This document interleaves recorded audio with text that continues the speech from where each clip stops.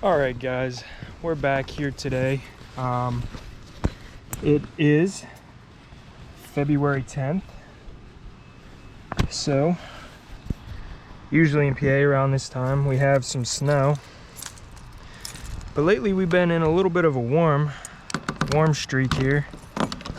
And I gotta feed the trout for my sportsman's club that I'm in. We do a co-op with the state.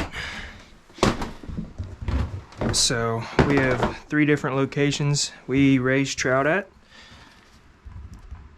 So this is just one of them. I want to show you guys what all I got to do. And this will be like my little intro for my video today.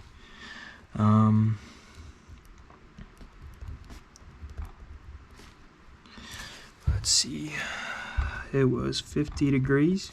We take this little laser thermometer and check our water temperature. As you can see, there is no ice, so it's going to be warmer than 32. Our little thermometer says that it is 47 degrees. Our air temperature is 50 degrees. We have to feed 11 pounds onto our feeders. I can hear that our air is on out there in the holding tanks.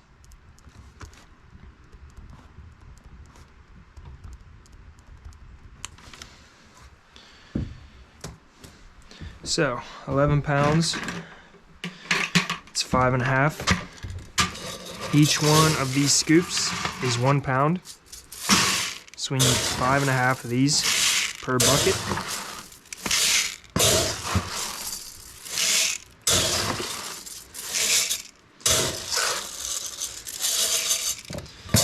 Pretty much just top the bucket off like that.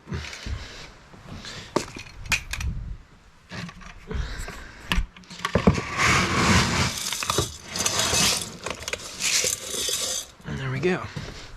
Another fun thing we get to do is get to throw a scoop of these bigger pellets in for the older fish we have in the pond that we don't stock.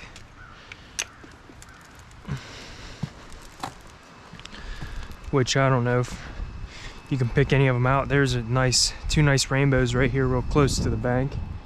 See, they see me coming, so they're all excited about getting some food. So hopefully, because we are having a cold front come in, I hope the fish bite good today. Since it's part of our co-op, we aren't allowed to fish here. It would be fun if we could. See, right there goes a palomino. Just watch how quickly these fish find the food. All you gotta do is chuck it in. Here comes a palomino right there.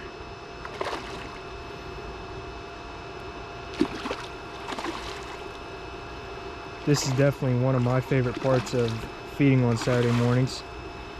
Get to see a lot of mature, big trout. It's always fun. See, you can see them. You can come up right there.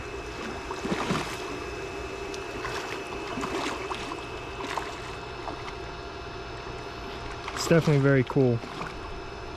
One of my favorites. A lot of big fish that I do wish I could catch. You know,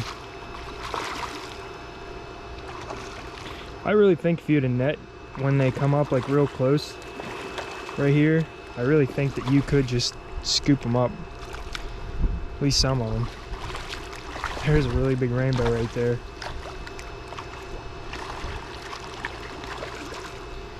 But yeah, all right.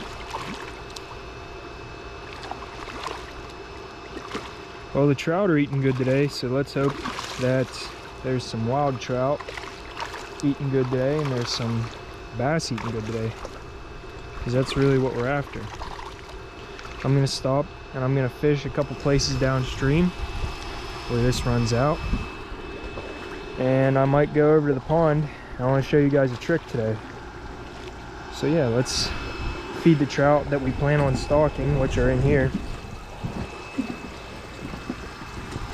let's feed, and then let's get to fishing. I still have 2 more stops after this, but I'll probably just keep that off camera for now.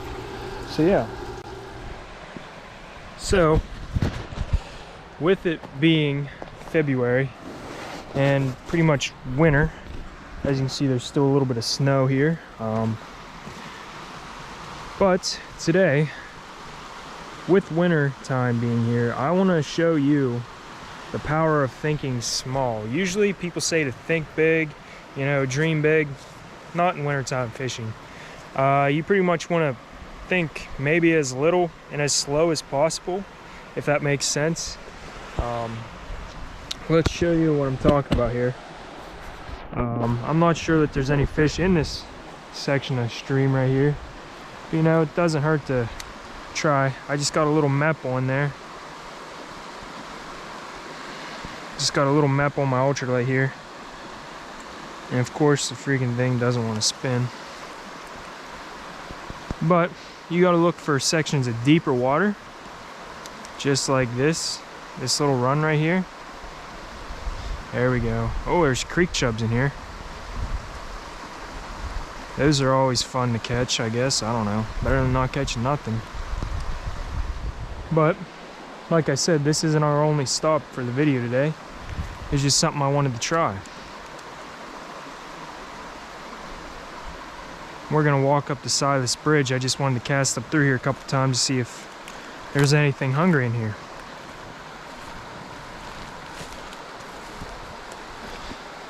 But I mean, a section like this where you have a nice stream coming in and a good deep hole under a bridge, under some cover, can't really ask for much more.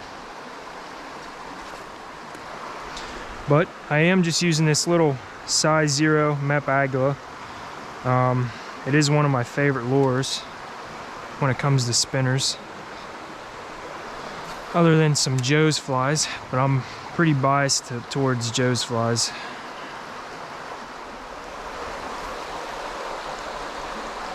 So it looks like it might be shallow, a little more shallow up there. Yeah, I'm catching rocks. It looks like it might be a couple feet deep right here, right in front of us. 3 or 4 feet deep right here in this little hole. So I don't really know if there's gonna be anything laying right here, other than some creek chubs and some rocks. But we're gonna explore a little today. I still have to go feed at my other 2 places, so we'll see what happens.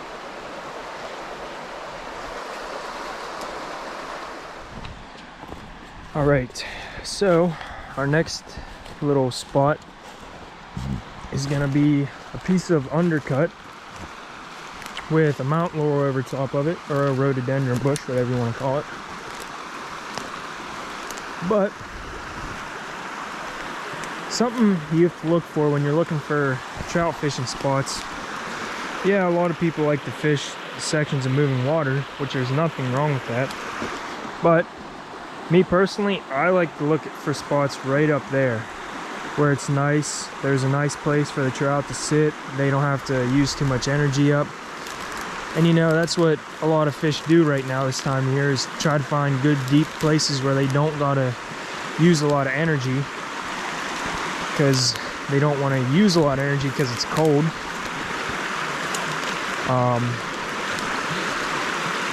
Yeah, so let's see. It looks like it's a good deep hole right there. This right through here, until you get down to there past the bridge, is all moving water, and it looks like it's pretty shallow. So I want to get up here. Right there, look how good that looks right there. I've yet to catch a fish for 2024, which kind of sucks, because me and Carter did a little bit of ice fishing and it didn't quite work out. But this looks excellent right here. A deep, slow hole with a cover hanging out. So I just tied on a 1/8 white rooster tail. So let's see if we can find something.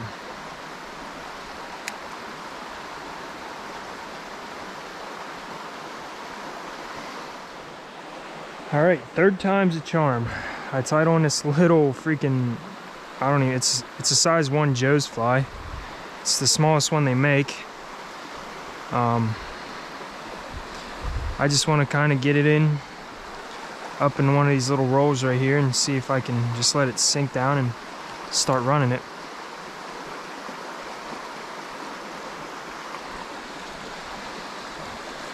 Maybe what I'll do, with it being hard, I'll just kind of let it roll down through here.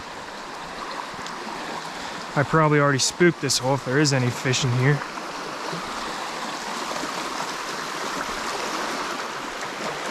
You know, that's why our channel was named Okayest Fishing, because by no means are we a bunch of great anglers. By no means do we say we are good. Because I probably just blew this hole the second I got snagged and started walking up around the bank. Not really seeing any fish, but that's not to say they're not here, because I'm pretty sure there could be something in here. It's pretty deep. It's a good deep hole. Oh, was that a native or what was that? Something did chase it though, and I get snagged. I got it. Good. I seriously did have something chase it. I let it sink the whole way to the bottom. And then you start reeling. And I caught some sticks. There we go.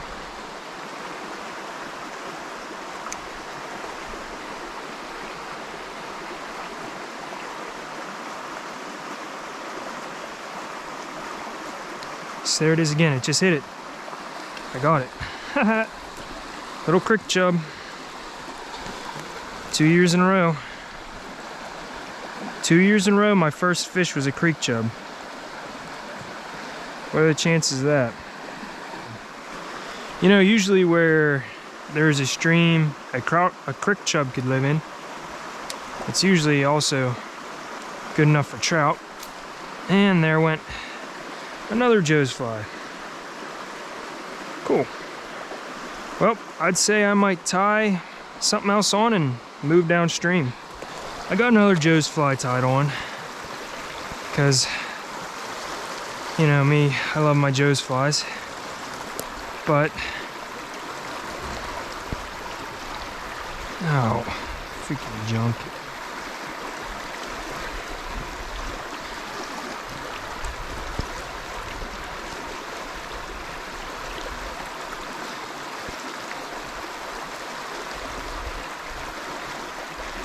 And of course, I'm in the tree.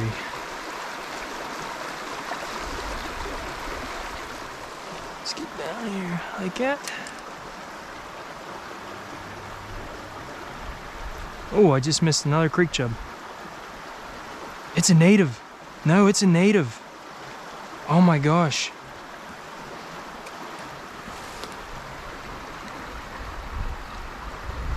Oh, I just missed him. I just missed him. It's a freaking native trout. Let's go.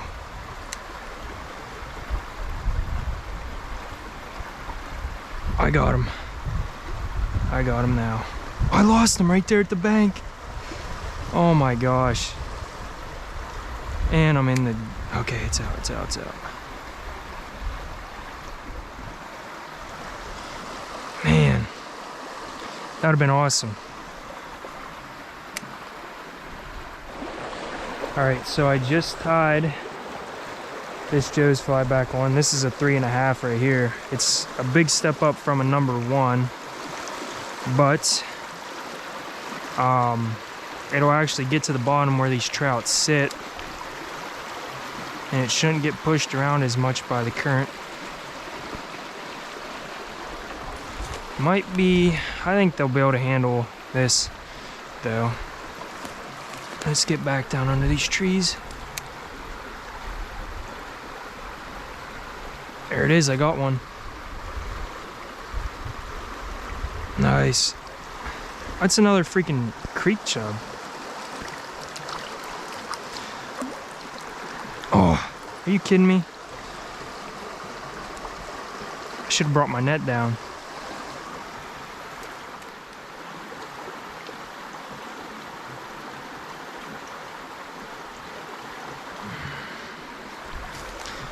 There's a chub, just followed it the whole way up. I don't know if I got it on video. It literally came up out of the water as I was lifting it up out of the water.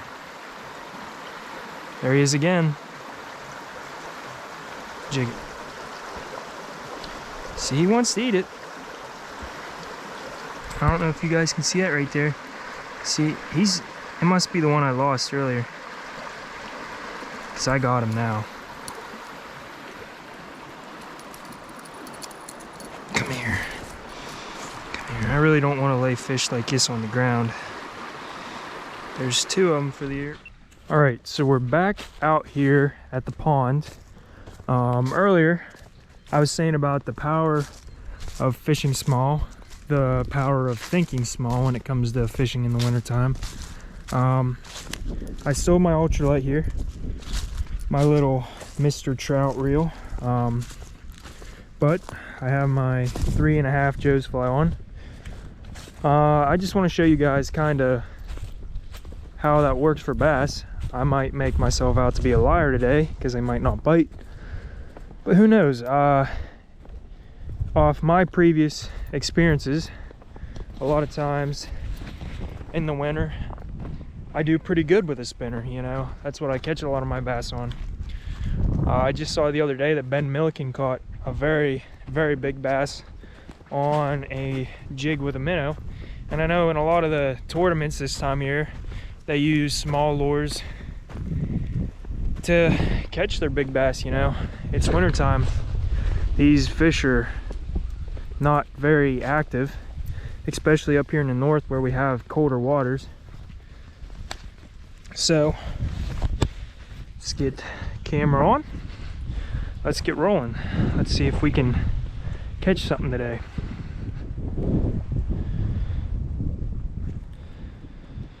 So I kind of wanted to start up there with the way the wind's blowing. I figure all the fish are either going to be up at this end or down at this end somewhere, or along this bank somewhere, you know. A lot of times with bass fishing, your bait fish kind of get pushed around in the wind, so they're either going to be fighting to get back up to there, or they're going to be getting blown down there. And obviously on a day like today, your bass are going to want to eat, with it being nice and warm. So what I figure is I'll start up here, I'll fish this bank out along, and we'll see what happens. It's still pretty early in the day. It's about 11 o'clock right now. I'll probably stay. There we go.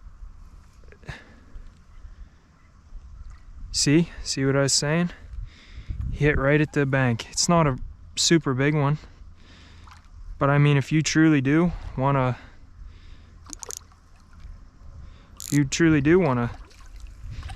fun time, you know, I'd recommend doing this to, you know, everybody, even if you want to be better as an angler.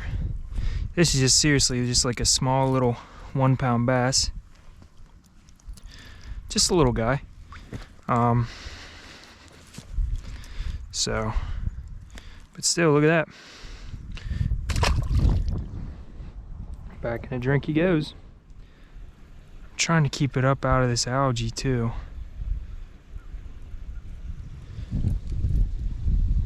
It's hard to tell if that's hitting algae or you're getting a bite, because they seriously are not hitting hard today at all. I'm surprised that fish put as much effort in. Where's one? It's a little bit nicer. It's a little bit nicer. He's pulling some drag. Oh, this is fun. You know, it's not a very big bass either. It's just about pretty similar size, maybe a touch bigger than the last one.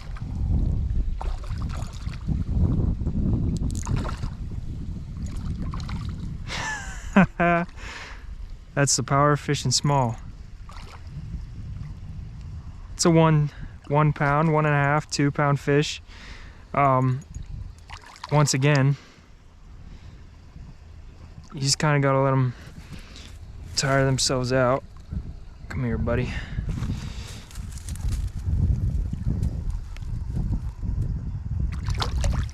Look at that. That's the power of fishing small. There's one. Well, this guy's a lot more of a fighter, that's for sure. Let's go. There's freaking number what? Oh my gosh, I don't even know. I think it's number 3. It's a little bit of a nicer one.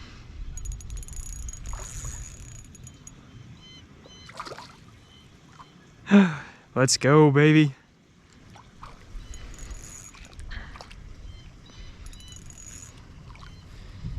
Just right on the corner of the mouth. Perfect. This is why you need a net too. Your hands don't get as cold. Look at that. First hook got him right in the corner. That's right what you want. But these hooks down here, there's another nice one. Let's get him further out. There we go.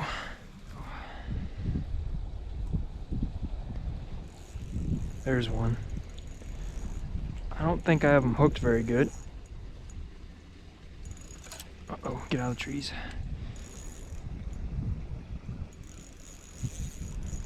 I don't know, this might be another small one. Or it could be pretty nice. He's fighting. Oh no, it's a little guy. There's number 4.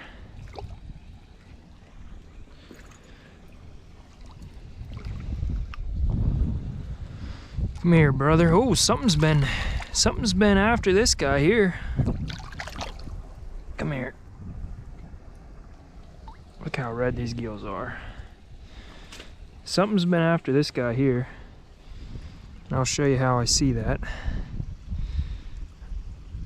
Oh, what the heck? How did I hook this guy? I barely hooked him, like I said. See? Right here, he has an old scar coming down his back this way, and he has a fresh scar right up here. One on both sides. So I don't know if that's a bird, a turtle, a fish. I don't know. But he even has an old one down here too by his tail. Goes the whole way down his back. So I don't know. But let's get this guy back in the drink. Get him back out there so we don't have no problems releasing him like we did before. I don't like just chucking them back in, but right now with the water being cold, we don't really want to go out there and get wet. So there's another one. Lost him. That proves my theory correct, that the fish are being blown down here from the wind, and that thinking small does work, you know. Oh, there was just another one. It's so hard to set the hook with this pole. There he goes, with how short it is. I think they're just missing it. I have to try and slow down a little bit. There's one. Oh, hit right at the stinking bank. Oh, he come off right there. You're kidding me. Oh my gosh. It was a little bit of a nicer one too. You're freaking kidding me, man. Oh, I hate when that happens. It's like I said though, when that sun comes out, man, them fish, they just kind of turn on. So another way that we think small is by using something like this. Just a little stinking crankbait. You know, it's not very big at all. Just about as big as, you know, not very big at all. But that's another way we can think small. I'm going to tie this on. I only have about 13% on my GoPro, so I'll probably just try it around till the GoPro dies, and then I'll see you in a little bit. Hang on, I got one. It's a night. Oh. So there it is on that micro. Yep. Yep, there we go on that micro crankbait. Come here. You just gotta watch. There we go on the micro crank right in the corner of the mouth. Just like that, easy peasy.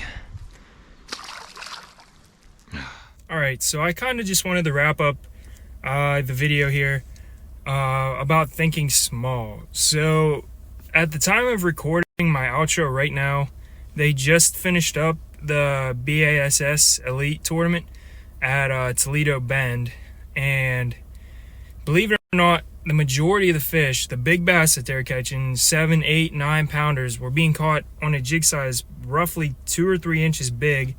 It was just a little jig head with a minnow trailer.